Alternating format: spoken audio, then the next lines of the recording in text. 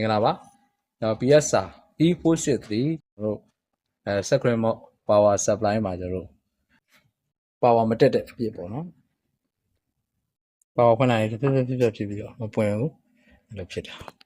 ကဲဒီက power supply ထည့်လိုက်ပြီးထည့်ပြီးဒီမှာ power ကတ်ဒီမှာကျွန်တော်တို့ round ချတဲ့မီတာနဲ့စောဒီကောင်က power supply ကိုတွဲဖို့ကနေပြီးကျွန်တော်ဒီဘက်ကိုအထွက်ဖို့ပြမယ်ခေါင်းလေးပေါ့နော်အထွက်ဖို့ကျွန်တော်မီတာကိုဒါလိုက်ပဲတင်လိုက်တယ်မီတာကိုဒါလိုက်ပဲတင်လိုက်ပြီ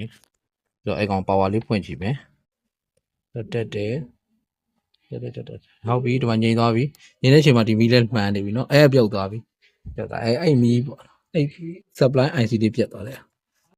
အဲ့ဒီတော့ကျွန်တော်တို့ကဒီအဝင်ပေါ့နော်ဒီကတ်ကလေး12 volt to 5 volt ကတ်ကလေးနဲ့ကျွန်တော်တို့ဒီမှာ12 volt ထည့်လိုက်မယ်12 volt ခုနဒီနေရာလေးနေပြီး12 volt ထည့်လိုက်တယ်12 volt ထည့်လိုက်တယ်ဒီကနေပြီးတော့ပြန်ထွက်ကားဒီမှာကလောင်းချမယ်ဒီကောင်အထွက်ကိုကျွန်တော်မီတာကိုဒီမှာဖုန်းနဲ့ဓာတ်ပုံရိုက်မှာဆိုမီတာကိုတကယ်ပဲခဲပဲဗီဒီယိုရိုက်မှာဆိုတော့ခဲတိုးလိုက်တယ်ကဲတော့ကျွန်တော်တို့ဒီကနေ power ဖွင့်ကြည့်မယ်မီတာကိုထောက်ထားကြည့်မယ်5 volt power supply တောင်းတာပြီးတက်လာ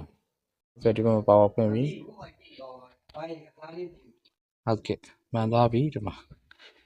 speaker တွေမတက်သေးတော့ပြီးမှဒီမှာ loss တော့ power supply ဘိုင်းပြတ်တာဆို power supply ဘိုင်းကောင်းတော့ပါပြီကြာလဲနေသွားပါပြီပိတ်နေရပါပြီပိတ်တော့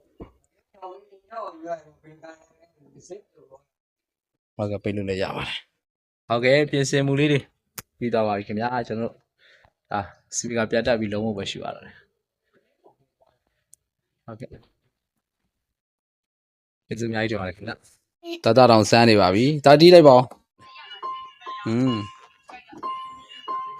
ဟုတ်ပါပြီခင်ဗျာ